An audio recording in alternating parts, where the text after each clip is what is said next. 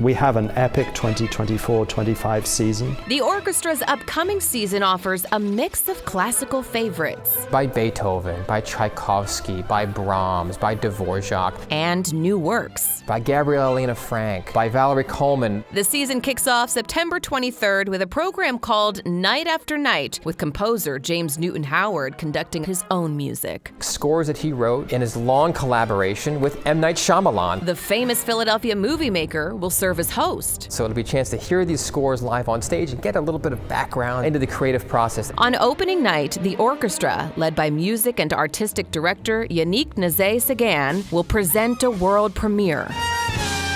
A suite by Terence Blanchard from his opera Fire Shut Up in My Bones. It's a season stacked with some of the greatest hits in the symphonic repertoire. The great composer Gustav Mahler, we're doing his 3rd, 6th, and 9th symphonies. Former music director Riccardo Muti returns in October for Verdi's Requiem. There's Beethoven 9, Holst's The Planets, symphonies by Tchaikovsky. The Spotlight Recital series returns for a 2nd season, highlighting the best of the best artists and putting them center stage alone. And there's a new, more relaxed series called Orchestra After 5. An early evening, shorter concert. You can come right after the office. You can have your cocktail, grab a snack.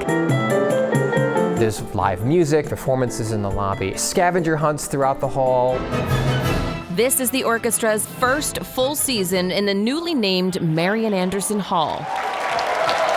I am a little black girl from Philadelphia. I struggle to think of a time where I've walked into a concert hall named for someone who looks like me. The Philadelphia-born Anderson was one of the most celebrated singers of the 20th century. A trailblazer as an artist, but also human rights activist. And she was pretty strong in her beliefs that music could make a difference. You don't know who's gonna see her name and learn about her and be inspired. She just represents possibility. The renaming is just the start. We're collaborating with the United Negro College Fund to create scholarships. It will provide students with funding that are in disciplines related to the art. The orchestra is continuing its commitment to elevate historically marginalized voices. Not just black artists, but queer artists, female artists. Playing the works of composers like William Grant Still and Florence Price, whose music was ignored for generations because she was a woman and she was black.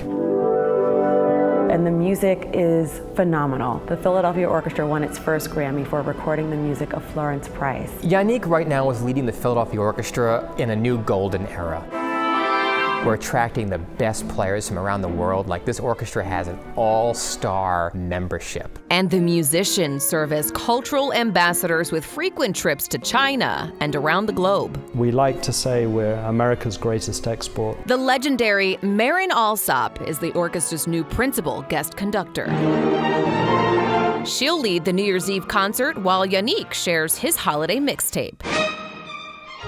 The season ends next June with Wagner's Tristan and Isolde. It's a monumental work in 3 acts. Don't worry, with intermissions. The orchestra will be on stage. Tristan and Isolde will be singing on a platform up above the orchestra with a chorus behind them. It's going to be one of the highlights of the decade. People will come from all over the world to see. It's a rare thing.